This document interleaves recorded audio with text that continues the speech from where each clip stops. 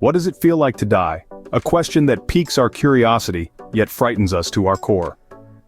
This quandary, as old as humanity itself, has been contemplated by philosophers, theologians, and every individual who's ever gazed up at the stars and pondered their own mortality. Death, in its most fundamental form, is a universal experience.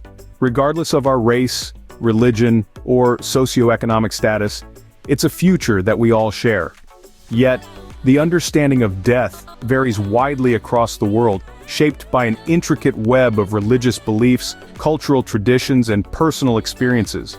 For some, death is a peaceful transition to an afterlife, a reunion with loved ones who have passed before. For others, it's a cycle of rebirth, an opportunity for the soul to learn, grow, and evolve. And for those with a more secular outlook, death might simply represent the end of consciousness, a return to the non-existence that preceded our birth. Despite this diversity of beliefs, what unifies us is the innate human fear and fascination with the unknown, and perhaps there's no greater unknown than what happens after we die. It's a realm beyond our comprehension, beyond our sensory experience, beyond the reach of our scientific instruments. There are no concrete answers, only theories and interpretations, each as valid and as uncertain as the next. The lack of definitive evidence has given rise to a myriad of theories about death and the afterlife. Some are comforting, others are terrifying, and many fall somewhere in between. Yet regardless of where these theories originate, from ancient religious texts to the cutting-edge laboratories of neuroscientists, they all grapple with the same existential uncertainty. In the face of such existential uncertainty, science offers some insights into the physiological process of dying. While the mystery of what lies beyond remains, understanding the process of dying can provide a modicum of solace. It's a reminder that death, much like life, is a natural process, a part of the ebb and flow of the universe. Science, although unable to unravel the mysteries of afterlife, provides a glimpse into the physical process of dying. When a person is at the edge of life, the body starts a complex process of shutting down. It's akin to a symphony orchestra slowly winding down, each section falling quiet one after the other. The heart, the conductor of this biological orchestra, begins to slow down. Its rhythm becomes irregular, a faint echo of its former vigorous beat. As the heart's tempo diminishes, so does the breath. It becomes shallow, erratic, and eventually ceases altogether. The lungs that once fueled the body with life-giving oxygen now surrender to the inevitable silence. The brain, the maestro of consciousness, also has its curtain call. In these final moments, it releases a surge of neurochemicals, resulting in a cascade of images and sensations. This is where the science intersects with the personal, where the physical meets the profound. Near-death experiences, or NDEs, are reported by those who have come close to dying and lived to tell the tale. These accounts often feature common elements. Tunnel vision, as if one were being drawn into a vortex of light, feelings of overwhelming peace, washing away the fear and pain, and out-of-body experiences, a sensation of floating above one's physical form, observing the world from a new perspective. These experiences, while scientifically intriguing, are highly subjective and vary greatly from person to person. They straddle the line between the known and the unknown, the physical and the spiritual, the scientific and the mystical. But science can only go so far in explaining these phenomena. It can describe the physiological changes, the chemical reactions, the shutting down of bodily functions.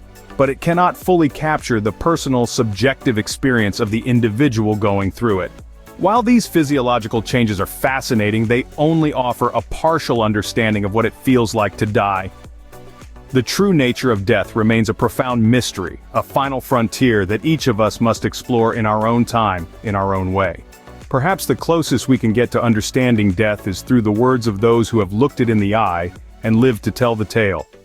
Let's delve into the deeply personal and often transformative accounts of individuals who have had near-death experiences or have been clinically dead and then resuscitated. These experiences, often referred to as NDEs, provide a glimpse into what might occur at the brink of life and death. Take, for instance, John.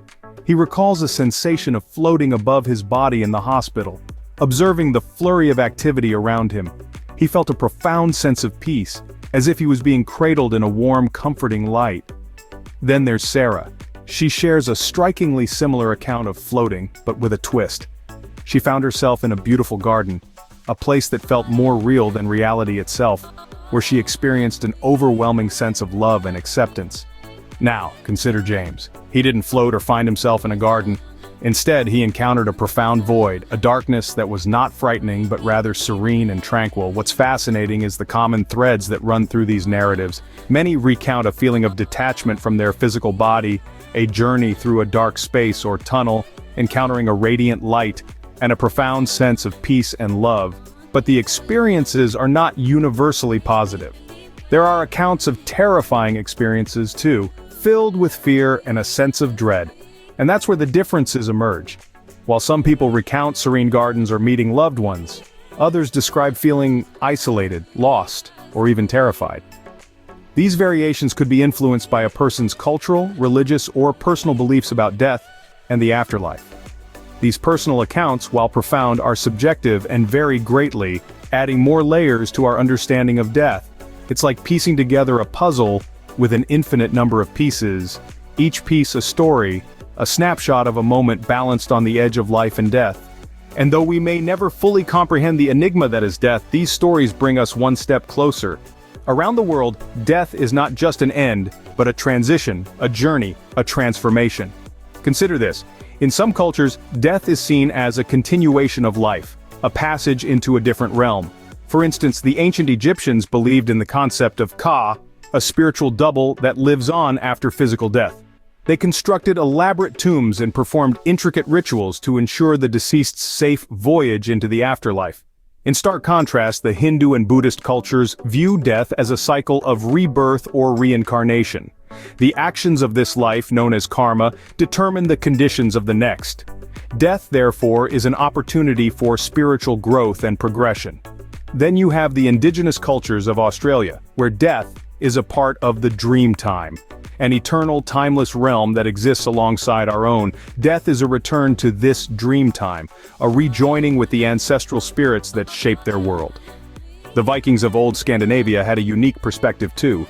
They believed in Valhalla, a warrior's paradise, where those who died bravely in battle were rewarded with an afterlife of endless feasting and fighting. Death was not to be feared, but embraced as a heroic end.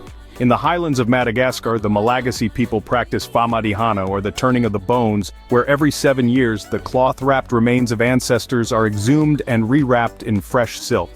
This ritual is a celebration, a way of keeping the connection with loved ones alive. These cultural interpretations shape perceptions and experiences of death in profound ways. They provide a lens through which to understand and navigate the inevitability of mortality. They offer solace, impart wisdom, and foster a sense of community through shared rituals and beliefs. Cultural interpretations of death, while diverse, often seek to provide comfort and meaning in the face of the unknown. Death remains one of life's greatest mysteries, a journey that every single one of us will take. We've traversed through the uncertainty of death, journeyed through the science behind it, listened to personal accounts of those who've been on the brink and back, and explored the myriad interpretations of death across cultures. The uncertainty of death, as we discussed, is a constant, a veil that clouds our understanding of what lies beyond. Yet it's this very uncertainty that also fuels our curiosity, our desire to seek answers, to understand the unknown. We delved into the science of dying, and it's fascinating how even in the face of the ultimate unknown, science attempts to provide some clarity. The shutting down of the body, the release of endorphins, the sense of peace. It's a process as natural as birth, yet shrouded in so much mystery. We heard personal accounts of death, each unique in its own way. Some spoke of a tunnel of light, others of an overwhelming sense of peace, and yet others of a feeling of detachment. These accounts underscore the diversity of experiences that death can bring, and how personal and intimate this final journey is. And then, we traveled across the globe, exploring how different cultures perceive and deal with death.